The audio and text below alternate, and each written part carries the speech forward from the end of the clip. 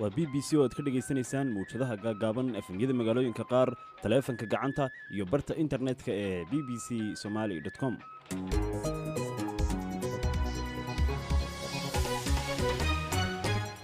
subax wanaagsan idil ahaantiinba meel kastoo aad nagala socotaan waa subax salaasaa 29 bisha tobnaad sanadka 2019 xilli goorsheegtuna tahay 7 subaxnimo oo goowa. wararkaanu subaxan saaka idin haynana waxaa ugu mudan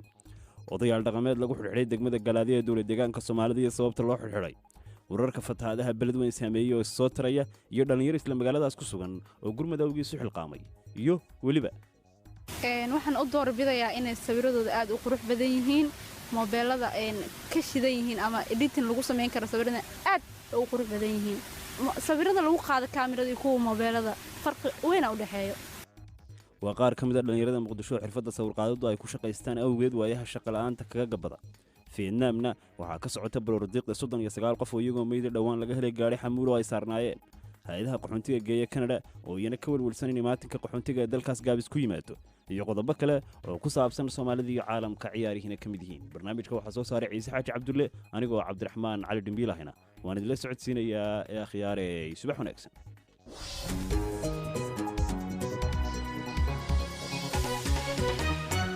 qodobadaas oo fidsan hayno dambeeyaan aynu ku horeyno wararkii caalamka oo Bashiir Maxamed Caato diyaar inuu leeyahay. mahadsanid Cabdiraxmaan. wasaaradda gaashaandhigga dalka Mareykanka ayaa xaqiijisay in 2 nin oo lagu qabtay howlgalkii uu Mareykanka ku dilay hogaamiyaha kooxda ISIS Abubakar al-Baghdadi. taliyaha ciidamada Mareykanka General Mark Milley ayaa sidoo kale sheegay in haraadiga jirka al-Baghdadi ay aaseen inkastoo aan la garanayn halka lagu aasay iyo qaabka loo aasay. warbaahinta qaar ayaa ku soo warantay in al-Baghdadi lagu aasay badda. madaxweynaha Mareykanka ayaa sidoo kale bartiisa soo dhigay mid ka mid ah iyadii loo adeegsaday weerarkaasi ee u tababaran qaabka ciidanka loo yaqaano K9 kaasi oo ka qayb qaatay howlgalka waxaana madaxweynaha uu sheegay in uu qabtay shaqo fiican. kumanaan dibadbaxyaal ayaa ku gacan sayray bandowgii dowladda Ciraaq ee ku soo rogtay caasimadda dalkaasi Baghdad. dadkan ayaa isugu soo baxay dhowr meel oo ku taala magaalada caasimadda kuwaasi oo shiday samaacado waaweyn oo ay ku shideen heeso iyo hoonka baabuurta. waxaana dalkaasi dib uga soo cusboonaaday isku dhaca booliiska iyo dadka caraysan taasi oo keentay in dhowr qof ay ku dhintaan rabshadaasi. dadkan ayaa ka caraysan musuqmaasuq, shaqo la'aan iyo adeegyada dadweynaha oo ay sheegeen inay aad u liitaan. in ka badan 100 qof ayaa ku dhimatay guud ahaan dibadbaxyada ka socda waddankaasi Ciraaq. ilmo yar oo 2 sano jir ayaa ku dhintay dalka Hindiya kadib markii uu ku dhex dhacay ceel biyood ku yaala koonfurta waddankaasi. mas-uuliyiinta gobolka Tamil Nadu ayaa sheegay in jirka ilmaha yar oo qurmay laga soo saaray ceelka kadib markii ay adkaatay dadaaladii gurmadka la doonayay in lagu soo badbaadiyo. falkan oo dhacay Jimcaha soo dhaafnay ayaa maalmahanba aad looga hadlayay dalkaasi Hindiya waxaana dadku ay ka soo duceynayeen masaajidda iyo kaniisadaha si ilmahaasi yar loo soo badbaadiyo. ugu dambeynna kooxaha dabdamiska ee gobolka California dalka Mareykanka ayaa la tacaalaya dab farabaan ku haya meel aan sidaas uga sii fogeen magaalada caasimadda ee gobolkaasi ee Los Angeles.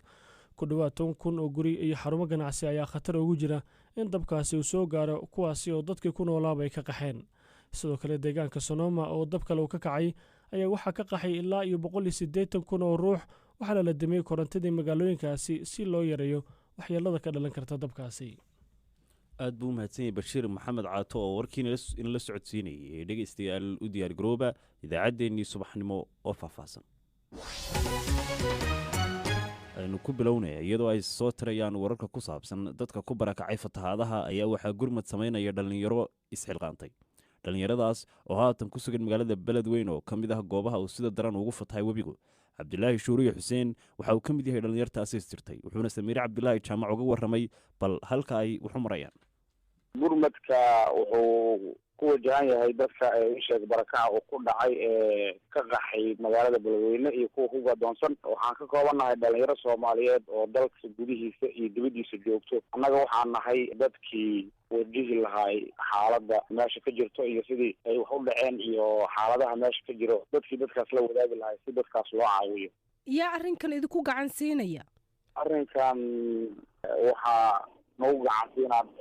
mujtamaca soomaaliyeed meel walba uu joogo in aan annaga ii sheegay sameyno wax la yidhaaho fundraising oo dadkeena ay deeqa bixiyaan dadka dibadaha joogo dadka dalka qaybihiisa kala joogo oo ay ugu badan tahay dhalinyarada qaybteeda shaqaysato. waxaad soo bandhigteen tirokoob ee weliba idinkoo u dul istaagaya degmo deegaanada uu webigu ku fatahay iyo deegaanada ay daadadku saameeyeen.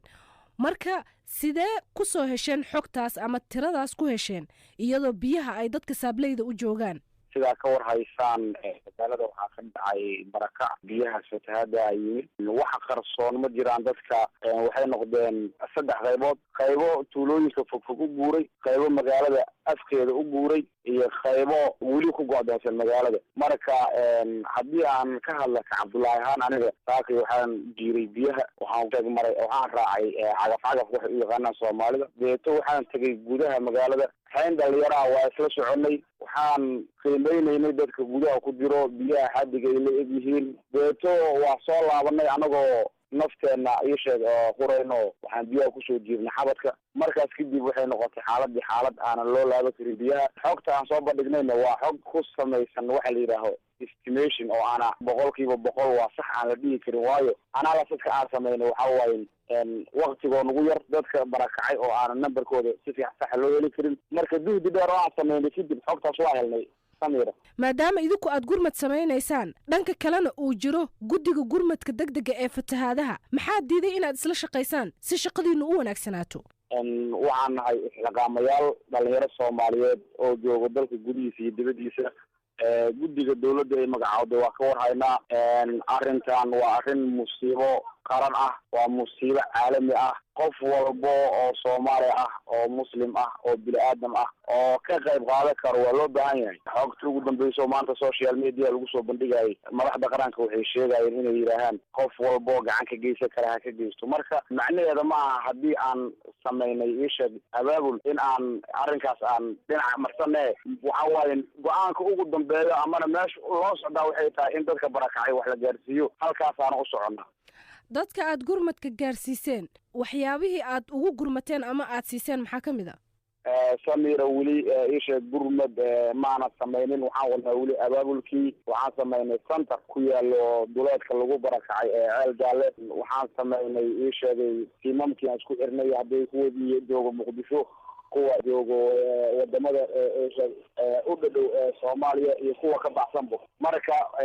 waxaan samaysanay waxyaabahan la yiraahdo social media kuwa ugu afdheer sida Twitter-ka iyo Facebook-ga oo aan xogta qaybadeeda ugu dambeeyay aan kusoo bandhigayno si aan isku soconno oo waxa xaaladda meesha jirto aan ku ogaano dadkana gaarsiino gurmadkii aan dadkiina gaarsiino ku talagalnayna weli waa dhiman yahay oo waxba maana gaarsiin dadka. Cabdullaahi waxaad ka mid tahay dhalinyarta haatan gurmadka samaynaysa fatahaadahanna sanad kasta ayay dhacaan maxaa diiday in laga fakaro wixii looga hortagi lahaa fatahaadaha intii loo carcarari lahaa markii ay dadka biyaha dhex galaan? sidaa ka war haysa samira ee sheeg abaabulka dhalinyarada waayihii dambe uu soo kordhayay marka ka dambayso hadda waxa aad taaganahay waa musiibadii aan ku dhex jirnaa sanadka soo socdo iyo sanadka labaadne ka dhalinyaro ahaan ma dhihi karno waa dhammaystiri karnaa laakiin waxaa jiro qorshooyin sidii lagu yaray lahaa khataraha noocan ee soo wado beledweyne maane magaalooyinka Soomaaliyeed ee ku teedsan webiga oo dhan loo yaray lahay waa teed waa noogu jirta. kaasi waxa uu ahaa Cabdilaahi Shuuriye Xuseen oo ka mid ahaa dhalinyarta istirtay ee beledweyne ku sugan si ay gurmad ugu fidiyaan dadka ay saameeyeen fatahaaduhu wuxuu u waramayay Samira Cabdulaahi Jaamac iyadoo sanadihii dambe ay sii kordhaysay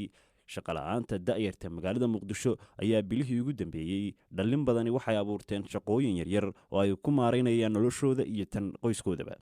waxaad ku arkaysaa goobaha la isugu yimaado ee loo tamashlaha tago sida xeebaha iyo beeraha dhalinyaro sidata kaamirooyinka wax lagu sawiro oo inta ay kugu soo dhowaadaan ku weydiinaya haddii aad doonayso in sawir qurxoon lagaa qaado oo aad u lacag yar diyaar baan ku ahay taas oo dad badan soo jiidatay. haddaba shaqooyinkaas sida dhalintu ugu macaashaan caqabadaha ay kala kulmaan iyo sida dadka is sawira u arkaan waxaa warbixintan inooga soo diray wariyaha BBC ee Muqdisho Ibraahim Maxamed Aadan.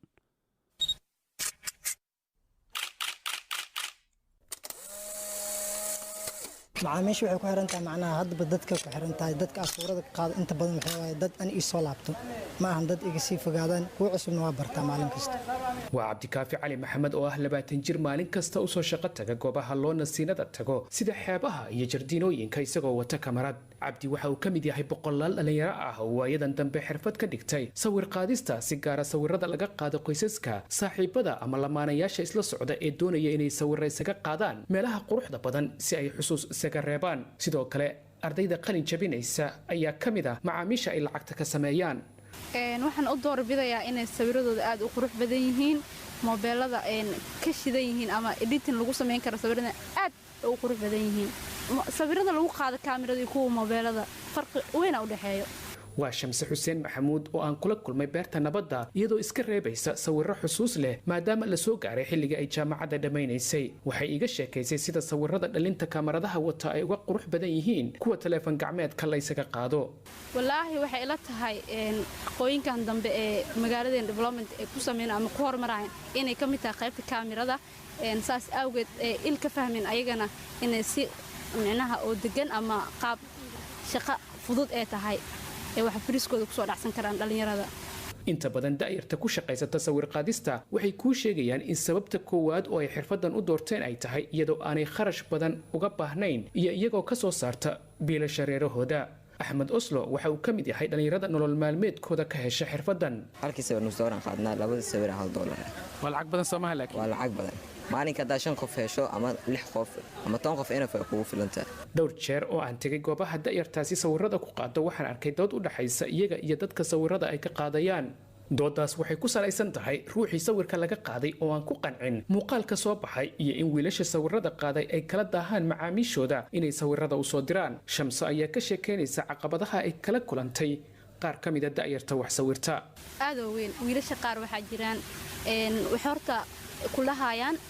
sawirka markay ay ka qaadaan cawada editina ku soo sameynayna cawadan ku soo direena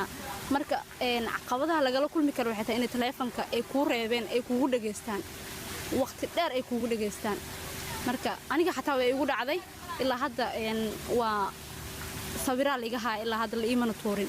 bilna waa ka soo wareegtay haddaba sidee loo xalliyaa marka muranada noocaas ay dhex maraan wiilasha wax sawira iyo macaamiishooda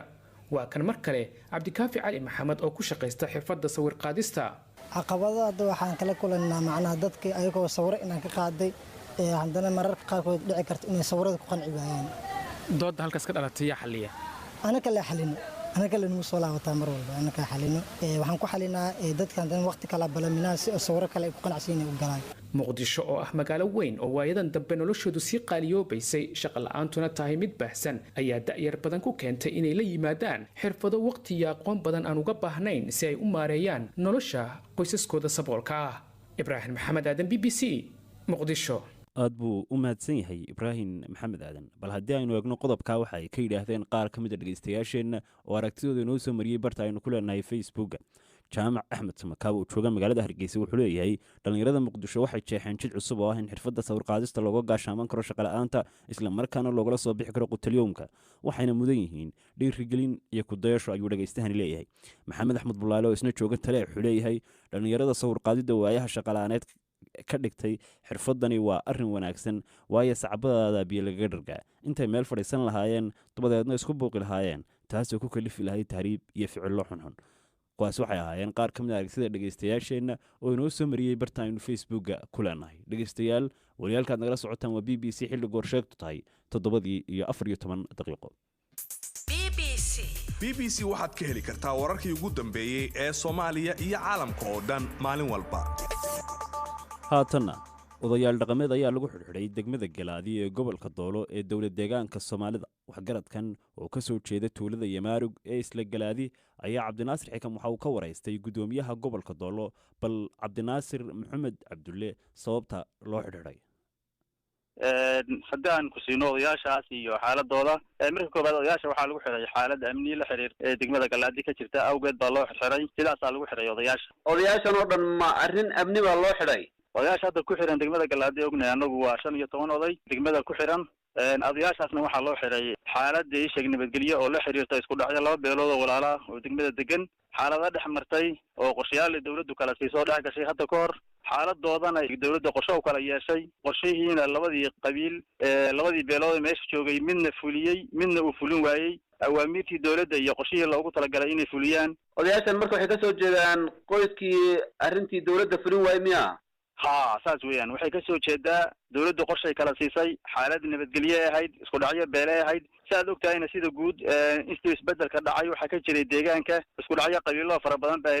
odayaashan u hadlay oo ila soo xidhiidhay waxay ii sheegeen in ceelo laisku haystay oo weliba odayaashan hadda aad xidheen laga haystay inay u cabanayeen oo cabasho darteed ay u yimaadeen degmada Gallaadi oo tuulada Yamaarug laga xukumo markay yimaadeenna saa lagu xidhay odayaashu ii sheega habka ama isku dhaca ka bilowday ama waxyaalihii ka bilowday cabasho ay sheegan hayeen way jirtaa laakiin cabashadoodii dawladdu way ka jawaabtay waxay ka caban hayeen wuxuu ahaa meel ceelasha loo soo maro oo ii sheeg ay dhaheen oo dadku soo wada maro dadka magaalada degan iyo meel kasta ka yimaadeen ay soo wada maraan oo wada dad barakacayaal oo degan bay dhaheen ii sheeg maxaa la yiraahdaa xoolihiiba xoogaa naga diday wadada hanoo ka fogeeyo oo xoolihii maadaama meesha soo marhayaan dadkii loogu talagalay meeshii dawladdu waa astaamaysay loogu talagalay ee xoolaha ka soo mari kareen bay dejisay dawladdaasna qorshe dawladdu u yaaleeyahay oo qorshe dawladdu inay ama meesha banaysa ama ay iishe ka banaysa dadka barakacayaasha ee wadada xoolaha ka didahayaan ee bay ahayd taa shaqa dawladeed baa shaqadii dawladda waa la fuliyay oo sidii loogu talagalay baa la fuliyay oo wadadii waa la baneeyay anjagana waxaa saarnaa qorshayaal bay dawladdu u dirtay ay ka mid tahay inay dhiiggii lagu lahaana keenaan kay lahaayeenna qaataan dhimashaa ka timid dad baa meesha ku kala dhintay waxaa tegey guddi heer deegaana loo diray guddi heer deegaamee go'aamisay waxaa kamid a in dadku dhiigga isku leh oo kala qaato dhiigga in dadka dadka meesha laleeyahay xoolay kicinhayaan xoolay didinhayaanna meesha laga raro ayay dawladdu go'aamisay oo degmadu ay ka rarto dadka meesha barakaca ii sheeg wadada laga fogeeyo in yar xoolaha waxay saartay inay labada qorshe dhiigga isku lahaayeen ay kala qaataan qolo walba dhiiggii lagu lahaa inay keento xilli inay ku keenaan muddo inay ku keenaan ciddii muddadaas ka soo bixi weydana tilaabo sharciga in laga qaadaya ayagaa gacantooda ku saxiixay saxiixoodii baa yaala maalintii ballanta loo dhigay baa la heli karaa taariikhdoodii xilligii taariikhda ahayd baa la heli karaa dawladdu miyadaa doonatay mise iyagaa lugahooda ku yimid isagoona wax dawladda aynu u tegin oo wax boolis ayna soo kaxaynin muddadii xilligay gaartay markii ka horreysay way kala duwan tahay markii hore odayaashan iyagaa yimid magaalada Gallaadi markay yimaadeen ayaana la weydiiyey arrimihii liskooga asaasaana lagu xidhay markii laga waayay soo maaha oo kala duwan tahay arrinta odayaal waxaa jira markii ballantu gaartay xilligii ballanta la imaan waayey cidna imaan waayey odayaasha baa la soo xidhay qayb ka mida wax odayaashii la soo xidhay bay ka daba yimaadeen kuwan xalay aad xidhaan baan rabaa kuwan xalay la xidhay odayaashii la soo xidhay ee hore ee markii ballantu gaartay mataqaanaa xilliga dhaafay iyo wixii la isku ogaa odayaal baa lasoo xidhay kadib markii lasoo xidhay odayaashii kuwa kale kadamiyada waxay dhaheen xaaladii iyo ballantii iyo qorshihii baan u soconaayo odayaasha kale hana loo soo siidaayo waa la soo sidaayey way wada hadleen kadibna waxay dhaheen waxaan haynay iyo waxaan nabada iyo waxaan qaadanay iyo waxaan magow wadna ma jirto sidaasaa lagu xidhay kuwii kalena marka iyagaa lugahooda ku yimid ha marka soomayna ahayn hadday dambiilayaal yihiin inaan la beedayo oo idinku aad soo qabataan odayaal cabasho doona oo cabasho wata in yimaadaan xidhay kula tahay kuwa lugahooda ku yimid waa kuwa dacwada ahaa ay yimid weeyaan ee u dacwoonayay odayaashii aan soo xirno horey u dacwoonayeen kuwa yimid kuwa hadda xiran waa kuwii maalinkii hore lasoo xiray ee lagu soo xiray shuruudii loogu talagalay iyo awaamirtii la siiyey xilligeedii markay imaan waayeen wax riboortiina laga waayey inaysan waxba usoo soconna la arkay waqti dheeriya loogu daray xilligoodii ee dhaaftay weeyaan kaasi waxa uu ahaa guddoomiyaha gobolka doollo cabdinaasir maxamed cabdille oo u warramayey cabdinaasir sheekh maxamed xikam haatanna nin darawalka ahaa gaadhi xamuula oo toddobaadkii hore laga helay meydadka 39 qof ayaa maxkamad la soo taagay iyadoo lagu soo oogay dacwad ah inuu dadkaasi laayay dheecanada hidisidaha DNA oo laga qaaday waddanka Vietnam halkaas oo dhowr qoys ay ka cabsi qabaan in qaar ka mid ahaa eheladooda ay ka mid yihiin dadka geeriyooday munaasabado duco iyo tacsiya ayaa lagu qabtay meelo kala duwan oo ka mid ah dalka Vietnam oo lagu xusayo dhibanayaashaas looguna baroordiiqayo Mawlid Xaaji ayaa soo jeedinaya warbixinta ku saabsan bulshadani si weyn ayay u qaraaxsan tahay una murugoonaysaa ma aanay maqlin wiilashoodii iyo gabdhahoodii kuwaasi oo u socday Britain hadda war murugo leh ayay ka cabsi qabaan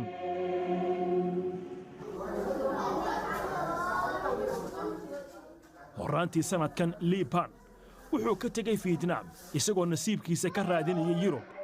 markii uu ka tegey xaaskiisa waxay dhashay ilmihii labaad wuxuu ahaa rajada weyn ee qoyska warka ka soo yeeray britain ayaa naxdin ku abuuray xaaskiisa haa ma hadli karto waxna ma cuni karto aabbihiis lee mih town waa uu qarraacsan yahay wuxuu rumaysan yahay inaanu waayin wiilkiisa oo keliya balse noloshiisa sidoo kale wuxuu rahmad dhigtay dhulkiisii oo dhan si uu lacag u daynsado wuxuu ku bixiyey safarkii liban dayntu nooga tegey aad ayay u badan tahay waa dayn culus ma garanayno xilliga aannu dib u bixin karayno waan gaboobay caafimaadkayguna wuu liita waxay ahayd maalin dhan oo la ducaysanayo deriskuna waxay samaynayaan wax kasta oo ay isku samarsiin karaan horay ayay uga jirtay qaybo ka mid ah fietnaam inay yidhaahdaan nabadey dhallinyarada ragga iyo haweenka ah lacagaha dibadda laga soo diro ayaa lagu maalgeliyaa dhaqaalaha gudaha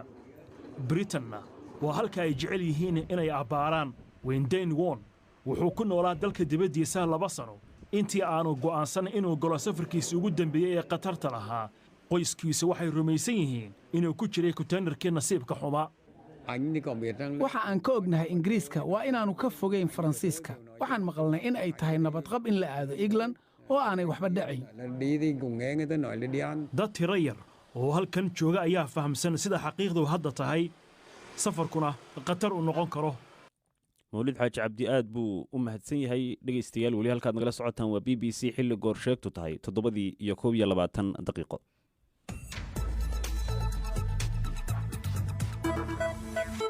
kala soco bbcsomali.com waxyaabaha ka dhacaya magaaladaada dalka guud ahaan bariga afrika iyo caalamkaba barta bbcsomali.com waxaa ka go'an inay kuu soo gudbiso masawirka dhabta ah ee dhacdooyinka maalin walba iyagoo oo maqaliya muuqaalba leh warbixinnadii ugu dambeeyey waraysiyo iyo falanqaynta dhacdooyinka ugu waaweyn bbcsomali.com waxay kuu soo gudbinaysaa arrimaha ka taagan caalamka isla markaa ay dhacayaan ka qaybgal oo ka dhiibo fikirkaaga bbc somali facebook booqo oo kala soco moobaylkaaga wararkii ugu dambeeyey ee soomaalida iyo caalamkaba bbcsomali.com mar kasta iyo meel kasta waa bbcsomali.com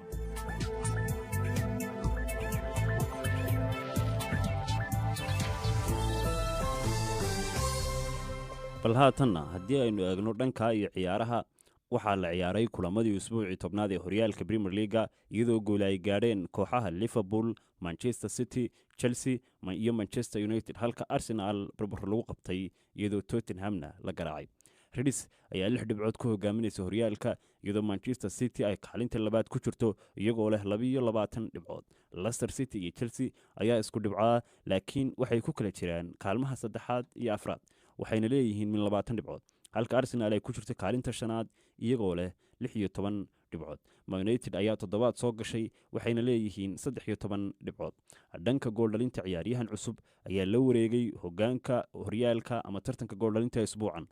waxaana kala sarreynta u sarreeya oo 9 gool ku hogaaminaya Jamie Vardy oo Leicester City waxaana 8 gool leh oo ku xiga Sergio Aguero oo Man City iyo Tammy Abraham oo isna Chelsea 7 gool waxa leh oo kaalinta saddexaad ku jira Raheem Sterling oo Manchester City u ciyaara waxa isagana la mid ah oo isaguna 7 gool leh oo Miang oo isna Arsenal u ciyaara 6 gool Harry Kane bale oo Tottenham ka tirsan Temu Pukki oo Norwich ka tirsan baa isna 6 gool la leh 5 gool waxa leh Mohamed Salah oo isna Liverpool u ciyaara Marcus Rashford oo Man United u ciyaara iyo Sadio Mane oo Liverpool iyo Callum Wilson oo Bournemouth ayaa iyana la mid ah oo min 5 gool leh haddii aynu dhanka ciyaaraha kaga gudubno oo aynu aadno dhanka iyo Canada hay'adaha qaxoontiga ee Canada ayaa walwal ka qaba in arrimihii imaatinka qaxoontiga dib u dhac ku yimaado maadaama dawladda cusub aysan ku soo bixin cod aqlabiyada ayna ku qasban tahay in go'aanada masiiriga ay la wadaagto xisbiga ay xulafaysiga la sameynayso saamaynta arrintan yeelan karto ayaa duraan xasan yare ka waraystay Bashiir Xaaji Cali Jamaal oo madax u ah hay'adda Somali Canadian Education iyo Rural Development oo ka mid ah hay'adaha dadka geeya dalkaasi dowladdu markay haysato aqlabiyadda guud ama majoritiga markay soo saaraan sharci ama hindisa sharciyaad markay soo saaraan uma baahna inay la tashi fara badan ka sameeyaan iyaga laftigooda maaragtay inta gudahooda markay ay ka soo dhammaato waxay keenaan faloorka ama miiskay keenaan kadibna cod baa lagu qaada marka codka dee aqlabiyadda iyaga haysta marka uma baahna hadda dowladdani waa dowlad minority-a hadday damacdo matalan arrimaha immigrationka oo kale in ay soo bandhigto waa laga doodaya hadda waa lagu qabsanayaa si loo baasgareeyo hindisayaasha iminka cusub ee ay soo bandhigayso wuxuu noqonayaa dee mid aan iminka sidii hore aan u ahayn wax fudud marka waxay had iyo goor markaa u baahanayaan xisbiyo kale inay cod ka helaan oo baasgareeyaan marka taasi waxay keenaysaa in hindisa sharciyeedka markaa loo baahnaa uu dib u dhaco arrinkaas aad baan ugu walwalsannahay in maaragtay isjiidjiidka ka dhex jira xisbiyada gudahooda inuu xoogaa dib u dhaca u keeno hindisayaashii la doonayey ku saabsanaa qaxootiga in la baasgareeyo markaa ama la meel mariyo dowladdan ka horreysay waxay samaysay ballanqaad ah in ay dalka keeni doonto soo galooti fara badan maadaama dowladdaasi ay meesha ka baxday oo dowlad cusub oo ku khasban inay coalition la samaysa xisbiyada kale ay meesha timin ma isleedahay ballanqaadkaas sidii loogu talagalay ayuu u fuli doonaa 5 sannadoodba mar baa la dejiyaa hindisa sharciyeedyada markaa lagu hago hay-adaha dowladda ama wasaaradaha marka hindisihii hore waa lagu soconayaa sharcina ilaa ay u yeedhaan oppositionisku ama kuwan qolyahan ka soo horjeeda xisbiga ilaa ay yidhahaan waxaanu ka qabnaa dacwad hindisahaasi dib ha loo soo celiyo faloorka lagu soo celiyo taasina siday u suuroobaysa garan maaya laakiin waxaan u malaynayaa wixii hore ee hadda horey loo baasgareeyey ee hadda shaqaynaya in ay sidoodii u shaqaynayaan saasaan rajaynayna dad badan oo dunida naga dhegaysanaya waxay doonayaan inay wax badan ka ogaadaan qaabka dowladda Canada ay doonayso inay ku qaadato dadkan bal wax ma nooga sheegi kartaa qaabka aad u sponsor garaysaan dadka noocyo fara badan baa loo sponsoraa dadka waxa la yidhaha family class ama xaaska wuu jiraa waxa la yidhaha private sponsorship refugee wuu jiraa waxaa jira oo kale marka programkaas wuxuu ka sii koobmaa waxa la yidhaha group 5 waxa la yidhaaho saakh oo settlement agreement holder oo ay ka mid tahay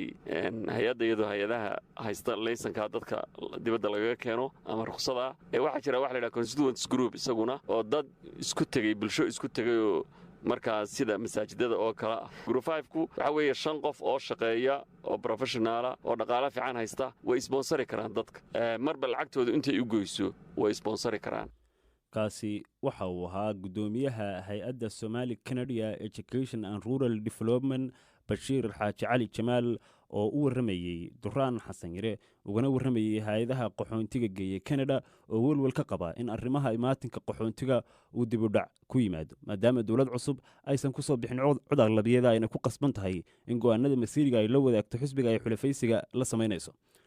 haddii aynu eegno qodobkan waxa ay ka yidhaahdeen qaar ka mid a dhegaystayaasheenna oo aragtidooda inoo soo mariyey barta aynu ku leenahay facebooka saxardiid xaashi ardaale oo jooga boorama waxa uu leeyahay hay-adaha qaxoontiga geeya Canada ee ka walwalsan inuu hoos u dhaco imaatinka qaxoontiga dalkaasi waa mid jira oo saameyn ku yeelan doonta buu yidhi Soomaalida sugaysa tegitaanka Canada dhegaystayaas waa aragtidiisa dhegaysto kale oo la yidhaahdo Maxamed Axmed Bulaale oo isna jooga Taleex waxa uu leeyahay hay-adaha qaxoontiga ee ka walwalsan inay hoos u dhacaan imaatinka qaxoontiga ee waddanka Canada waa arrin dhibaatadeeda leh waayo waxa dhici karta buu yidhi inay xaalado kale mutaan ama ay si kale wax ugu dhacaan ood mahadsantiin BBC buu yidhi kuwaas waxay ahaayeen qaar ka mid a dhegaystayaasheenna oo aragtidooda inoo soo mariyey halka aynu ku leenahay facebooka dhegaystayaal idaacaddii subaxnimo ay ugu mudnaayeen qodobadii aanu idinku haynay fatahaadaha beled weyn oo dhallinyarisu abaabushay si ay ugu gurmato sawirqaadidda ama xirfadda sawirqaadidda oo ka noqotay muqdisho wax lagu shaqaysto iyo kuwo kale intaas ayay inoogu eg tahay inta aynu dib ugu kulmayno hawadayna midayso waxaanu dhammaantayo idinkaga tegaynaa nabadey